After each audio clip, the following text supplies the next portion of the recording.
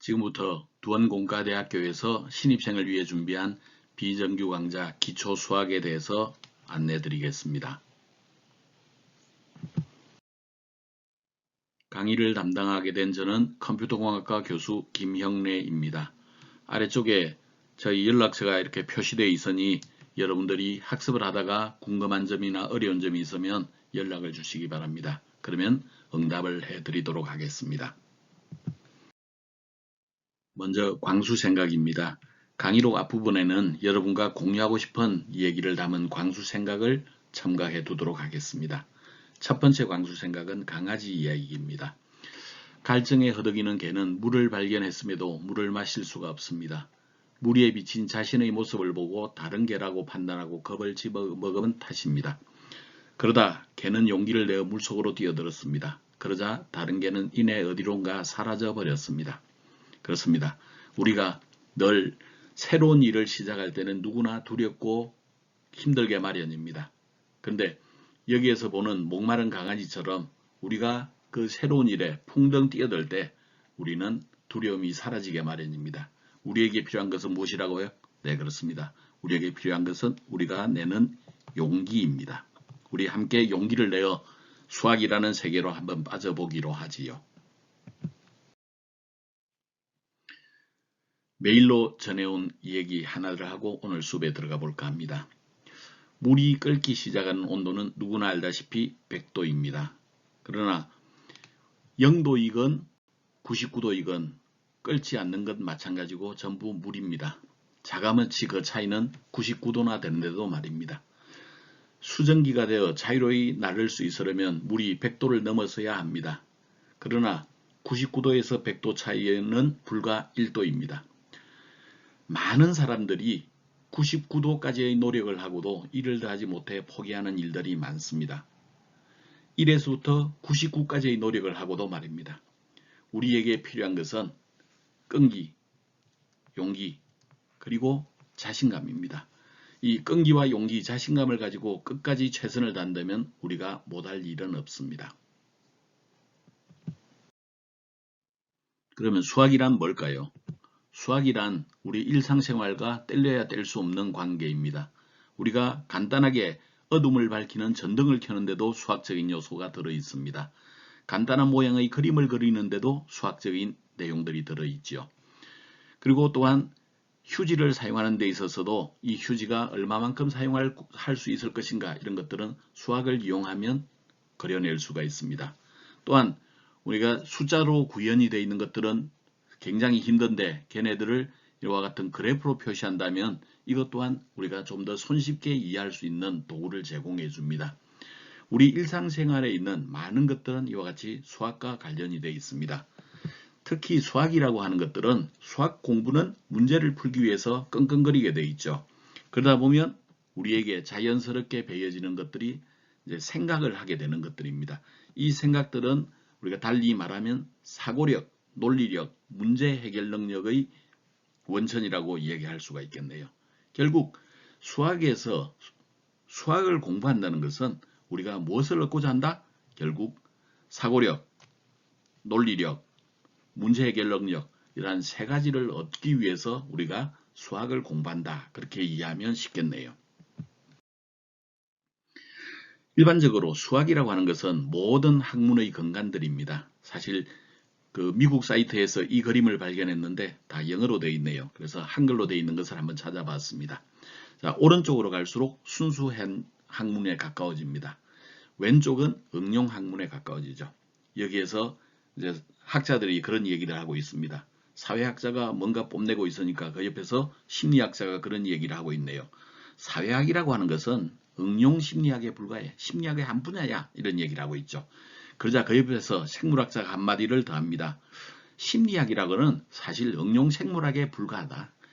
우리가 생물학을 공부하면 그 생물학으로부터 파생된 것들이 심리학이다. 그런 얘기를 하고 있죠. 그러자 그 옆에서 화학자가 그런 얘기를 합니다. 생물학이라고 하는 것은 응용화학에 불과해. 생물이라고 하는 것은 화학현상, 여러 가지 화학현상 중에서 일부가 일어나는 현상들이 생물학이야. 그런 얘기를 하고 있죠. 그러자 옆에서 물리학자는 그런 얘기를 합니다. 모든 것들은 응용 물리학에 불과해. 그래서 물리학이 그렇죠. 물리학자는 그런 자신감을 가지고 있습니다. 아, 정상은 참 좋구나. 그렇게 혼자서 감탄을 하고 있죠. 그러자 저 멀리 떨어진 곳에서 수학자가 그런 얘기를 합니다. 너희들 거기서 너희들이 있는 줄도 몰랐네. 네, 그렇습니다. 우리가 수학이라고 하는 것들은 모든 학문의 근간을 이루고 있다. 그것을 달리 말하면 수학이라고 하는 것은 정말로 순수한 학문이다. 이렇게 이야기할 수가 있겠네요. 자, 최근 들어서 여러분들도 4차 산업혁명이라는 얘기는 들어봤죠. 4차 산업혁명이란 말은 외국보다는 우리나라에서 좀 더 많이 사용하는 용어입니다. 4차 산업혁명이 활성화됐을 때 미래에 유망한 산업으로는 어떤 것들이 있을까요? CT 리서치라고 하는 곳에서 전망한 미래 일자리 창출을 한번 분석을 해봤습니다.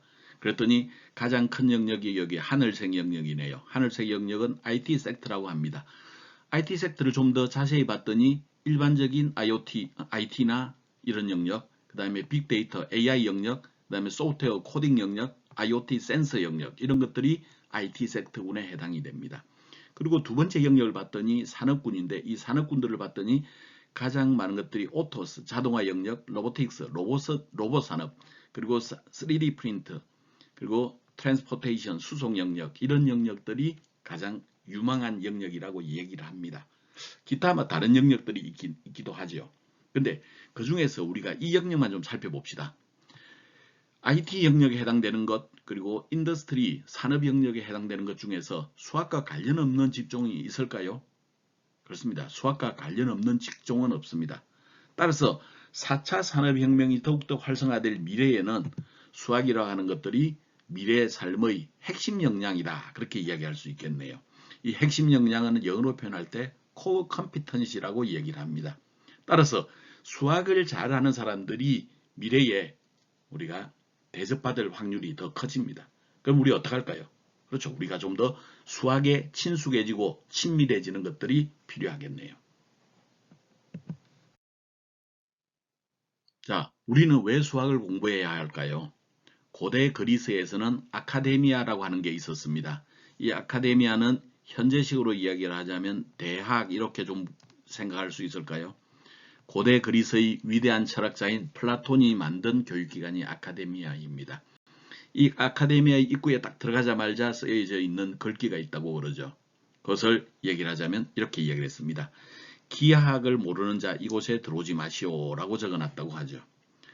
이 기하학이라고 하는 것은 기본적으로 도형이나 이런 것들을 다루는 학문인데 이전 고대 그리스 시대에는 사실 이 기하학이라고 하는 것은 달리 말하자면 얘는 곧바로 수학하고 같은 거다 그렇게 이야기할 수 있겠네요. 즉 달리 말하자면 고대 그리스에서 플라톤은 수학을 모르는 사람들은 이곳에 들어오지 말아라 라고 이야기를 했습니다. 고대 그리스 플라톤이라고 하는 위대한 철학가는 왜 수학을 모르는 사람 이곳에 들어오지 말라고 그랬을까요? 수학이라고 하는 것은 모든 학문의 근본이기 때문에 그렇습니다. 따라서 우리 뭔가 학문적인 업적을 하기 위해서는 수학을 공부할 필요가 있다 이렇게 이야기할 수 있겠네요. 지동설로 유명한 갈릴레오 갈릴레이는 이런 명언을 남겼죠. 수학이라고 하는 것은 언어다. 무슨 언어냐? 그 언어를 이용을 해서 신이 우주를 기술을 해놓은 언어다. 이렇게 이야기를 했습니다. 이걸 달리 표현하면 어떻게 하면 될까요? 우리가 우주의 비밀을 풀기 위해서는 수학을 알아야 된다. 이렇게 이야기할 수도 있겠네요. 그래서 우리 수학은 좀 상당히 복잡한 수학들은 굉장히 어렵겠지만 이 수학은 굉장히 우리에게 중요한 그런 학문 분야다. 이런 것들을 강조하기 위한 그런 글들이 되겠습니다. 근데 수학 공부는 지겹기만 합니다. 우리는 두 가지 형태의 의문이 생기죠. 사칙 연산 정도의 산수 실력만 있으면 사는데 별로 불편할 것 같지 않은데 왜? 라고 물어보면 선생님은 그건 당연한 거 아니야? 이렇게 말씀하시죠. 그리고 또한 수학이 어려워지는 재미없어지는 이유는 우리가 현실을 이해하고 현실에 적용하는 그런 형태의 수학이 아니라 우리 고등학교 수학까지는 외우는 수학 위주로 공부를 했었습니다. 최근에 들어서 이 외우는 수학에서 이해하는 수학으로 많은 초중고등학교 수학들의 교육이 이제 바뀌어가고 있는 중입니다. 근데 여러분들이 초중고등학교 다닐 때 제가 초중고등학교 다닐 때 수학은 참 지겨운 수학이었습니다. 수식을 외우고 그 수식을 응용해서 문제를 풀고 이런 것들만 너무 많이 해서 그렇습니다. 때로는 그런 것도 필요하지만 그보다 그 이전에 원초적으로 우리가 이 수학이라는 게 뭐고 그런 것들을 현실에 어떻게 적용된지를 안다면 훨씬 더 수학이 재미있어질 수 있는 것입니다. 또한 다양하고 논리적인 생각을 가져야 되는데 사고력을 키우는 거라 그랬죠. 다양하고 논리적인 생각을 해야 되는데 푸는 요령을 배우는 쪽에 더 가까웠습니다. 이때는 이렇게 풀면 좀 더 빨리 풀 수 있어. 물론 그런 것들이 우리 수능과 겹쳐 있어서 특히 그런 현상들이 나타나고 있죠. 수능에서는 주어진 시간에 많은 문제를 풀어야 되다 보니까 푸는 요령, 수능을 잘 치기 위해서 푸는 요령이 필요했었던 것이죠. 그래서 수학을 통해서 사고력을 키우는 게 아니라 지겹고 멀리하고 싶어지는 그런 수학으로 바뀌어버렸습니다. 그러면 수학은 왜 배워야 할까요? 수학이라고 하는 것은 인류 사고 발달 과정의 역사입니다. 논리적이고 합리적인 사고를 통해서 인류의 문명을 발전시켜 왔는데 그 인류 문명의 근간에는 수학이 숨어 있습니다. 일상생활의 문제를 해결하는 데 있어서도 수학은 굉장히 중요한 역할을 합니다. 쇼핑을 한다. 쇼핑을 했을 때 요금을 지불할 때 내가 산 물건들이 총 얼마를 지불해야 되는가? 요즘은 뭐 포스로 찍기만 하면 계산이 돼 나오지만 사실은 내가 물건을 사려고 할 때 나의 예산 범위를 초과하지 않는지 머릿속으로 막 생각을 하게 되죠. 이런 것들이 가장 간단한 형태이지만 수학에 해당이 되겠습니다. 한 가게를 운영하는 데 있어서 가계부 작성하는 데 있어서도 수학이 들어있죠. 그래서 한 달에 수입이 얼마, 지출이 얼마. 그래서 우리가 파산하지 않고 살기 위해서는 지출 규모를 결정을 해줄 수가 있을 것입니다. 집을 짓는 데 있어서도 굉장히 중요한 수학이 숨어 있죠. 예를 들어서 집을 짓는데 기둥을 만들었습니다. 그 기둥이 지붕의 무게를 이기지 못하면 어떻게 돼요? 집은 무너지게 마련이겠죠. 반대로 기둥을 굉장히 크게 만들었다면 지붕이 무너질 일은 없습니다. 그렇지만 어때요? 보기도 싫어질 분들은 비용이 많이 지불을 해야 되겠죠. 비용이 많이 들게 될 것입니다. 지도를 작성하는데도 당연히 그 수학의 기본 개념이 들어 있습니다. 세계 여행을 한다든지 우주 여행을 한다든지 이런 일들이 있다면 거기에도 수학이 필요하죠. 왜? 내가 며칠간 다닐 것인지 그러면 거기에서 하루에 내가 할 수 있는 일들이 얼마 정도 되니까 내가 며칠간의 여행을 가면 어느 정도의 영역을 둘러볼 수 있을 것 같다라는 추정도 이 수학적인 개념으로 올 수 있겠죠. 또한 여행을 하는데 필요한 비용들도 수학으로 계산을 할 수가 있겠습니다. 기계를 개발하는데도 당연히 수학적인 배경이 있겠죠. 심지어 음악과 미술 영역에도 이 수학의 개념이 숨어 있습니다.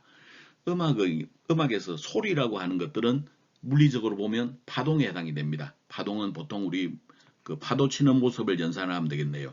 물론 이 소리라고 하는 것은 이제 종파에 해당되는데 이 소리는 주파수라고 하는 게 있습니다.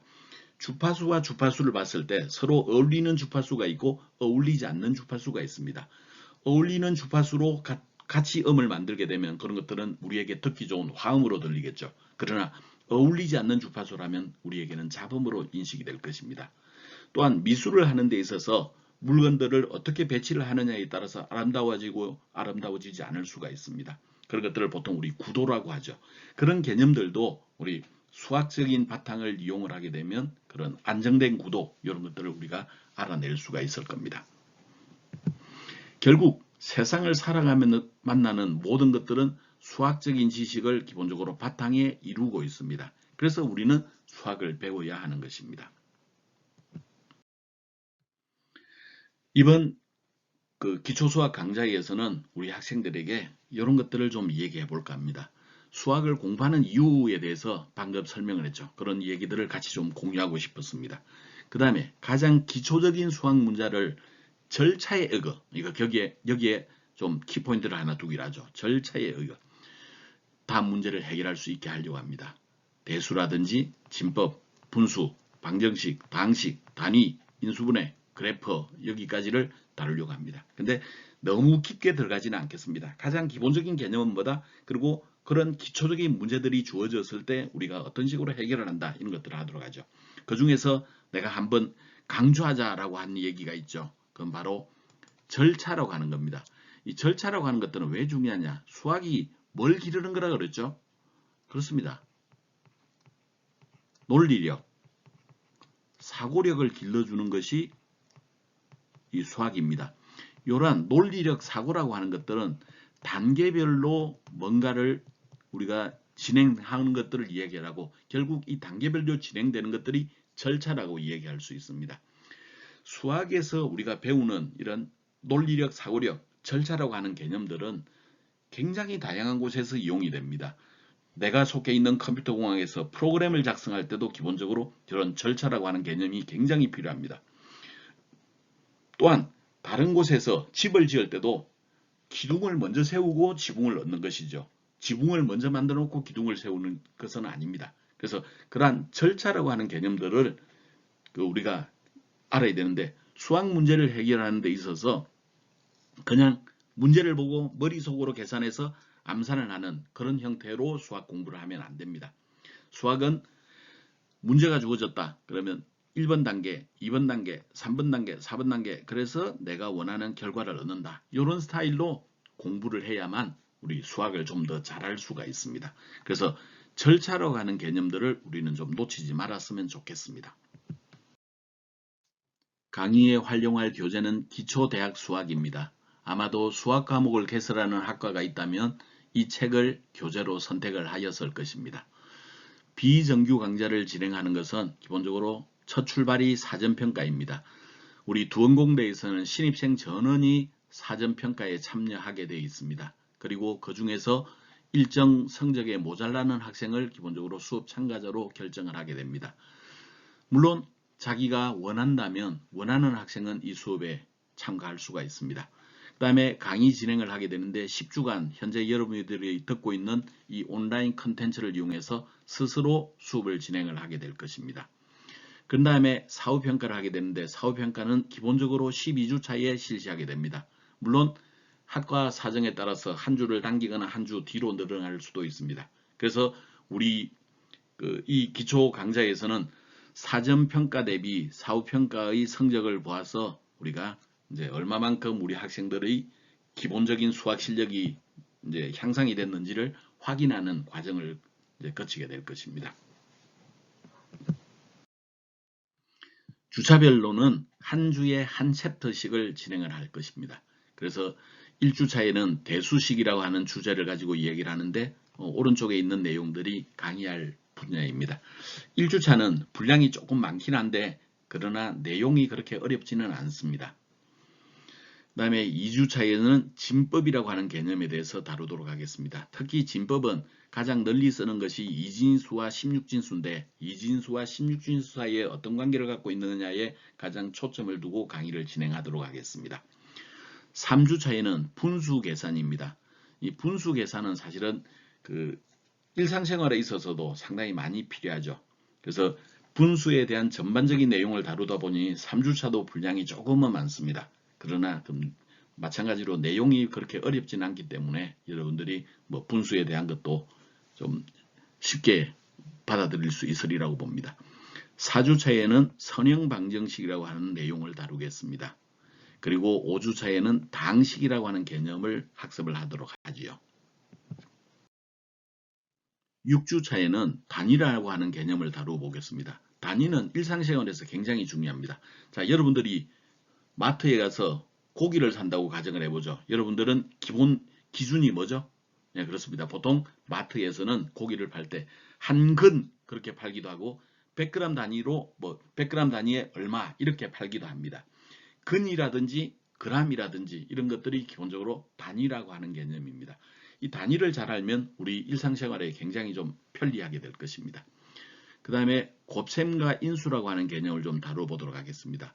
여기에서는 이제 핵심이 인수분해라고 하는 개념이 가장 핵심이 되겠는데 고차원적인 인수분해는 우리가 다루지는 않겠지만 가장 간단한 원리를 이루고 있는 인수분해는 우리가 여기서 잘 다뤄보도록 하겠습니다.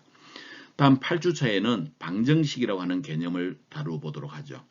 그리고 9주차에는 2차 방정식을 해결하는 방법, 그리고 10주차에는 함수의 그래프, 함수 그래프 중에서는 주로 우리가 1차 방정식과 2차 방정식에 해당되는 것들 정도만 다루어 보도록 하겠습니다. 이렇게 하면 우리 10주차 강의를 마칠 수 있겠습니다.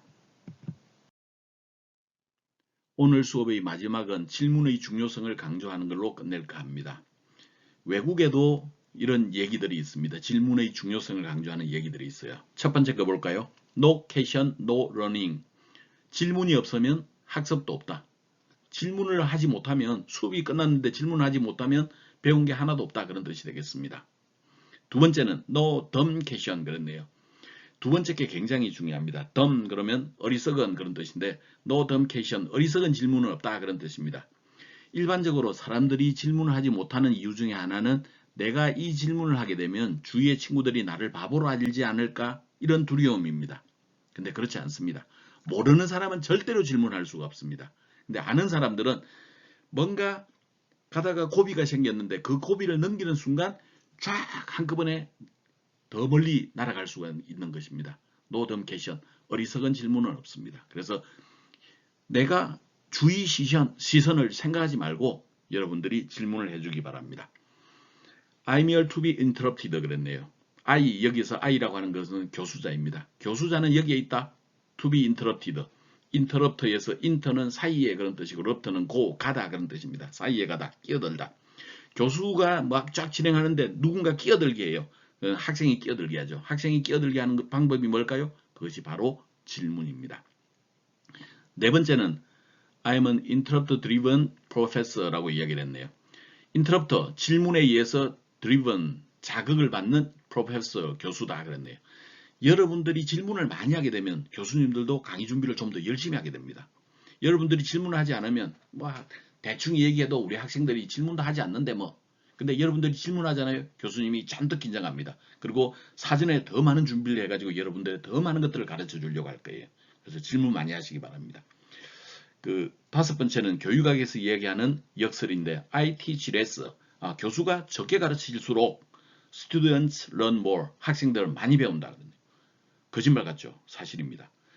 교수가 너무 뛰어나고 너무 잘 가르치면 학생들이 많이 할 것 같은데 오히려 너무 잘 가르치는 것은 학생들이 스스로 뭔가를 배워나가는 것을 잘 모를 위험성이 있습니다. 실제 내가 대학을 다닐 때 있었던 얘기인데 우리 전자공학과에서는 굉장히 중요한 과목 중에 하나가 전자회로라고 하는 과목이 있습니다. 이 전자회로를 담당하시는 교수님은 사실은 내가 볼 때는 천재였는데 이 교수님은 수업 시간은 그렇게 충실하지 않았습니다. 수업 시간에 늦게 들어오기 일쑤였고 수업 시간에 그냥 세상 돌아가는 얘기들 이런 얘기를 하다가 시간을 거의 다 보냅니다. 그리고 3시간 수업은 거의 한 30분이면 3시간에 해당되는 수업을 다 했죠. 근데 그 30분 동안 3시간 해야 되는 수업은 다 진행을 하십니다. 어떻게? 여기에서 중요한 건 이런 거야. 이런 것들은 너희들이 공부해야 돼. 이런 것들은 그냥 넘어가도 돼. 이런 것들은 확실하게 짚어주었습니다. 사실은 전자회로 시간에 우리는 교수님으로부터 직접 배운 게 별로 없습니다. 근데 그 배운 게 없으니까 어떻게 해요? 그건 굉장히 중요한 과목인데 학생들이 스스로 공부하는 거죠. 그래서 내가 졸업을 했던 대학의 친구들이 나중에 취업이나 또는 진학을 해서 다른 대학 출신들이랑 비교를 해보니까 우리 학교 출신들이 전자회로를 굉장히 잘하더래요. 왜? 배운 게 없으니까. 스스로 공부했으니까.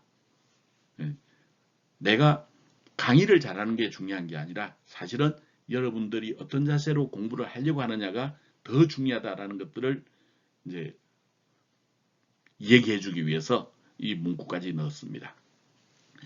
오늘 강의 소개는 여기까지 하도록 하겠고 이제 다음 시간은 본격적으로 우리 수학에 대해서 이제 공부해 보도록 하겠습니다.